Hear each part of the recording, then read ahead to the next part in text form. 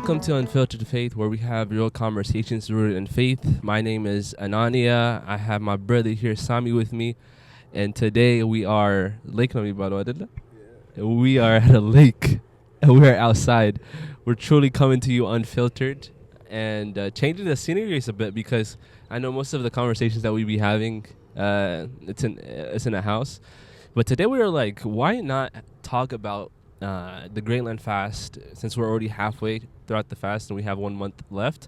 Why not talk about it from outside, right? And why not enjoy God's beautiful creation? By the way, guys, I know you guys only can see this, but in front of us, it's like it's an amazing view. It's like an amazing view, right? Man. Man. I know, it's so beautiful. But today we'll be discussing about just how the fast has been going for both of us. Just checking in, because I think when we're in this fast, there's a lot of things we try to improve on, but then having a support system or having conversations that allow us to grow spiritually is really important. So me and my brother Sami, we going to have conversations. We're going to chop it up. We're going to have great conversations. First, I just want to ask you, Sami, like, how's your fast been, man? It's been, I have to say, it's been pretty good. I think the fast for me has been going kind of slow. Oh, okay. But not in a bad way, just because I'm not just, in the past, I've always looked at this fast like, this week is Mukrab, next week is Masagu. Yeah. I'm just looking at the Sabbaths, looking at each week instead of like living it day by day. And I think this time around, I've been, going day by day, living through it day by day, just asking myself what I did today to grow, what I did today to reflect, what I did today to make sure that I'm using this fast in this greatest potential. And yeah, it's gone by a lot slower, especially compared to last year. I remember last year, it went by like a blink of an eye for me. Versus this year, it's just been, I don't know, time is going by at a normal pace instead of just rushing. That's good. I love that. I love that for you. I love it because I think in this fast, when we start the fast, all we look forward to is like resurrection already. When we start the fast, like, we don't think of it as this spiritual growth journey, a journey that's day by day, and each day we are doing something that's helping us grow in our spiritual life. So I love that for you, man. For me, it actually has been kind of the same thing. This fast, I feel myself being so attentive day by day, instead of just like looking forward to like the Sunday.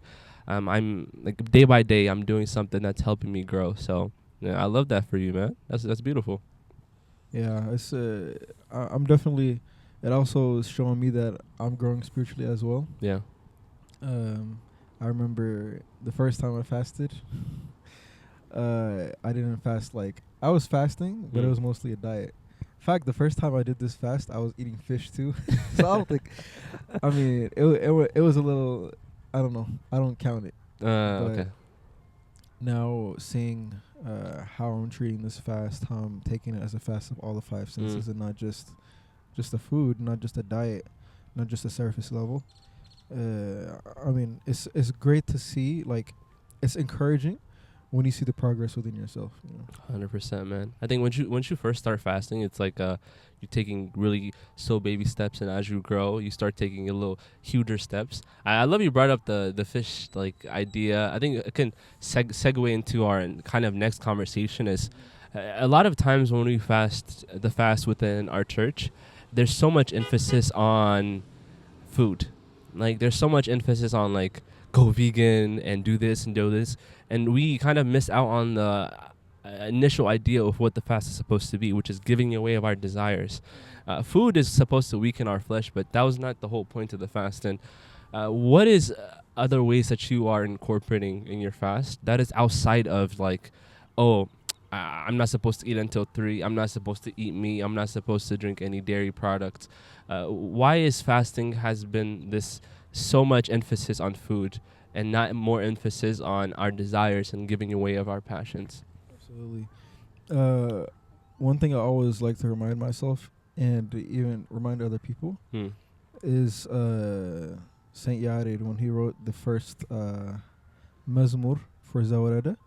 He starts with Tak Aneu Befrat, which is like submit yourself unto God with fear. So it is fully submitting your flesh and allowing your soul to feast. And doing so, the diet is only just part of it. The diet is what helps us submit our flesh, yes.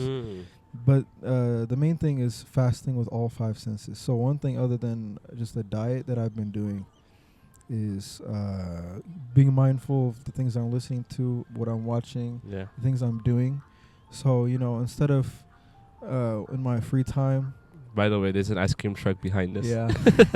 Temptations. It's not even Temptations. It's not even that hot, man. Like it's not even summer. I don't know what they're doing out here at this time. I know. Ice cream truck in the spring. Yeah, but back to the main point. Some things I've been doing during this fast to keep myself mindful is like, for example, instead of watching my favorite shows, watching Netflix, whenever I have free time, I fill that time up with watching spiritual things or trying to gain knowledge spiritually or theologically. You know, whether it be reading books, whether it be watching like podcasts, spiritual podcasts, like this one, like right Unfiltered Faith. Unfiltered Faith. Yeah. Have you seen the Into the Deep podcast? Yep, I've seen it. I've been watching that. Honestly, the main thing is replacing the worldly things that you do during the day with things that benefit your soul. So it's not just, in the food sense, but in every, all 5 senses, your soul is feasting. Yeah. So the things that you're watching, if you're watching things that allow you to connect more with God, allow you to learn more about Him, brings you closer to God. That's one thing. If you're listening to things, listening to Mezmurs, listening to hymns, Saint Yared, things like that, the things that you're doing, almsgiving. Oh yeah, that's a big one right there. It's a big thing. One thing I started doing is, and I'm not in a boastful way, but just trying to incorporate. There's this is it Pareto's principle? No, I didn't know. That's another thing. But removing extra steps to make something easier. Yeah. I think there's a name for that. But I started carrying cash in my car. Oh. So in a world where everything is digital. Yeah, so everything is digital, but I started carrying cash just for the sake of being able to give. If I see a homeless person on the road, I'll give them the cash that I have in the car. And that's just something that I vowed to do during the fast. Yeah. Just so one of the things I really hate is seeing somebody on the side of the road and not being able to give, and that just basically trying to ignore, pretend they're not there. That feeling? Yeah. And I hate that feeling. So, part of the fast should always also be almsgiving. Giving to those who are less fortunate, giving to the churches back home, those kind of things. And that's something I've been more mindful of during this fast as well. Literally just if you go to an ATM, just take out a 20 and then break the cash. And then, that's definitely. I think when we are not fasting, we're takers. I think when we fast, we should be givers. That's really important. I love that you mentioned cash, because I remember when I was in New York, right, and this homeless guy was asking me for money, and I honestly don't carry cash around me, so I was like, I'm sorry, I don't have cash around me. He was like, don't worry, I got Zelle. So it's getting digitalized in New York, and here in Dallas, I know we're still giving in cash. Yeah, it's just I don't know. It's just things that I never thought about before during the fast that I try to be more mindful of now. Yeah.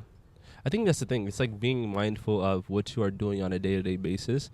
This fast is supposed to help you not only fast from food, but rather fast from your day-to-day activities. Fast from, by the way, we have a cat approaching us. That's why I looked over here. No, you're good. So it's fasting from your day-to-day activities and the things that draw you further away from God. And I love that you're incorporating all five senses. That's really important. Like, it's not just like what goes into my mouth, or rather everything, you know, like what does my ear listen to? What type of things am I listening to? What type of places am I going to? It's really being mindful and being very attentive to what you're doing on a day-to-day basis that definitely help you grow. You personally, is there anything that maybe you've struggled with this fast that and how would you how'd you kind of, you know, go over that hump or over that roadblock if you struggle with anything during this fast? Yeah, I think it just boils down to the basics. Now, I've been very mindful about the things that I'm doing, you know, with all five senses.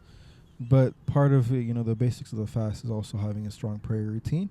And that is something I've struggled with during this fast, mostly because like the schedule I have right now, and I hate to make the excuse, everyone's busy, but working full time, and then now I'm also a student as well at the same time. It's just been a struggle sometimes to find time during the day just to pray. So I try to, even if it's 5 minutes, even if it's 10 minutes, kind of like if I'm like sitting down and studying, I'll take that time. I'll read a psalm, do a quick prayer, and then continue on with my work. One thing actually, I just remembered something that I incorporated is I like to use like the Pomodoro timer. Like when I'm studying. What you doing? 30, 10, 35? 25, 5. 25, 5 is what I do. Okay. And so the 25 minutes of work is working. 5 minutes of rest. I try to take one of those like every hour, like for prayer. Oh, that's smart. Yeah. So just to like, you know, instead of your prayer doesn't have to be like one long session. If anything, acknowledging God throughout the day, it should be really our important. goal. Yeah. And using the Pomodoro technique, I used to be like a huge productivity like hack. Like when I was younger, I say when I was younger as I you young. But like when I was like freshman in college, like late high school, freshman college, I used to watch all these like productivity videos, trying to like incorporate all these productivity hacks into the day. And for the first time now, I'm like trying to use it for like my spiritual life as well. So that 25 and 5, you know, that 5 minutes is for rest, but you know, I can use that 5 minutes. Get up and do something, but for connect with God. Instead of like, you know, taking 5 minutes to scroll my phone, I might like read a book that I have on another tab. Like a spiritual book. Those kind of things. That's smart, man. But yeah, man. It's really important, honestly. It's because I think we talked about this in a previous podcast where we say like we subjugate God to a specific time in a specific day, but like incorporating that in your day-to-day life and every second or every minute that you have a chance is really important. And like I'm gonna use that actually. I'm gonna steal that because I even study like Pomodoro using that technique. I study. Mine's is actually like 35, and then after four times of intervals, I do 10 minutes.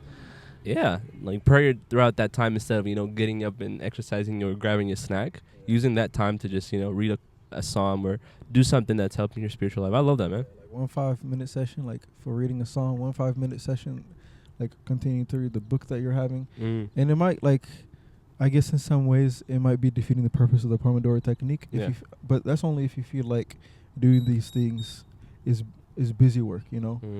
But in reality, these things should be rest for us. Coming to God should be rest, you know. So I don't know. This fast has just been really. It's been good. It's been good. It's been really good. Yeah. I think for us it's really great because I think we really have resources that help us. We have OTYD, like we have church. There's a lot of resources that we have. That help us throughout this fast. What would you say to someone, we can both answer this actually, who is now halfway through their fast and have had like a really, really hard time going about this fast and have been really struggling? What would you say to them to help them kind of go over the hump for the next month of the fast so that they can really, really gain the most out of this Great Lent fast? I think really the same thing that we should be doing in the beginning of the fast can apply now. Like in the halfway point of the fast, kind of be like let it be like a checkpoint. Just like kind of pause and reassess. Okay, what is it that I'm doing good at? What is it that I'm struggling at? Yeah. And like make it what's the word? Like a tangible thing. So don't just say, oh, I'm struggling, I'm doing this. Actually, like, list out the things that you feel like you are struggling in. Okay. Like, write it down. One thing is that if you just keep it in your mind, it's easy to forget. But if you write it down, not only will it serve as a reminder, it will serve as a better reflection for you as well. It will make you more mindful. So write those things down, like if you have a journal, if you whatever it is, if maybe you journal every day, or if you journal during the fast, or if you haven't journaled at all, just, it doesn't even have to be physically writing it down. Actually, I do prefer that instead of putting it in the notes app or something. Yeah, you'll forget if you put it on your phone. Yeah, like instead of going to the notes app, you'll go to Instagram so many notes TikTok. on my notes app. Yeah, you're gonna start swiping. You're gonna forget why you got on your phone in the first place. Yeah. But like, if you write down the things, like just thinking and listing out everything. Okay, I'm doing good in this, but I'm struggling in this. That way, one, you're being honest with yourself. Two, you can see with your own eyes what exactly that you need to work on. And based on the things that you're need to work on, like reassess the things that you need to focus on. That's beautiful, bro. I always say to my previous self in previous years, I used to tell myself, and I tell a lot of people also, is fasting is not linear. It's not this fast where we started a month ago, and then we started from the bottom, and then we just at the top hit a spiritual high. It's more so of an up and down. It's times where you are really doing great in your spiritual life and you are in check, and then there's times where you feel in despair, where you're struggling, and then there's times you get back up. I think it was somebody that said like, the way you know that the fast is going great for you is if you are struggling, because the Christian life, it's one of struggle, but a struggle with joy. I know we're having like a kind of a heated discussion about what the word suffering means, right? I always think of Paul, right? Paul, most of the times when he wrote his epistles, he was in prison, right? And most people's eyes, prison is suffering. But in his eyes, he saw it as a joy, because his suffering was because he was speaking the word of God, and he found it joyful. And I think that's how we should go about our fast, is even if we are in suffering, if we are in despair, we should be joyful that God will deliver us from that, and we can continue growing. So don't, like you said, it's a checkpoint, it's a halfway midpoint. From now on, know that even if you do happen to fall down, there's always a getting back up. And what sets apart the saints is when they fell down, they got right back up. And that's something we should definitely incorporate in our spiritual life, is once we fall down, get right back up. Like, stop being so pitiful in your despair and in your sin and your passions. Get back up and recover and ask God to help you through that. Or like making excuses. Yeah, definitely. Like it ends up being the excuses just lead to laziness, honestly. I really like, so yesterday there was this Coptic event on campus. They had one of the bishops of like the Southern Diocese come and give a sermon to the university here. And one of the examples that he used, somebody asked like a similar question. And one of the examples he used is like going to school. The ice cream truck is coming back. This temptations, man. By the way, like when we are looking here, we just see like birds. We see like it's called goose or geese. Geese, ducks, pigeons. That's a lot of pigeons, man. And then we see like people. Is that canoeing? It's called canoeing. Yeah, we see people canoeing. It is so beautiful. Yeah. Go out in nature. Have a nature outlet. This is really great. Yeah. And man, I lost my train of thought. We're talking about the bishop. Oh yeah, the bishop. So one example that he used that really like relates to this, he used it in like the context of like repentance. But even in this case, if you feel like you're failing in this fast or you broke your fast, don't use it as an excuse to not fast anymore. That's a big one right there. And you can see this in the example that he gave with school. So let's say you're driving to school and you missed a turn. You missed like the street that you have to turn on to get to school. and in your mind, you're like, oh man, I missed a turn. Like, what am I gonna do? Like, bila, like if you say that, and you just kind of like continue to drive, and like, it's okay, I'm just gonna keep going. My house is like 10 minutes down the road anyway, this direction, and you just keep going and say, I'll do it next week. You can see that as like laziness. Definitely. Versus if you pass the road and you feel bad for passing the road, and like, oh man, I missed the road. I need to go to school. I need to go to class today. I can't miss this. And you make a U-turn to go to the school. This ice cream truck is so distracting, man. Y'all see that, right?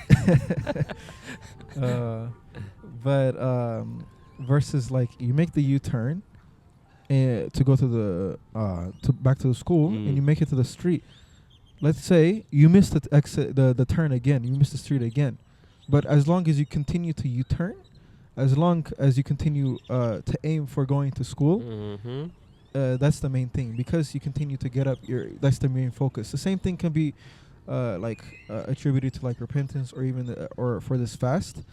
Even if you break, if you break it, we can be weak sometimes. We can break the fast, but as long as you try to continue to fast, like with a full heart and full mind, that's the main thing. Definitely. But that doesn't mean like, oh, it's okay to break the fast. Like, I think it's so.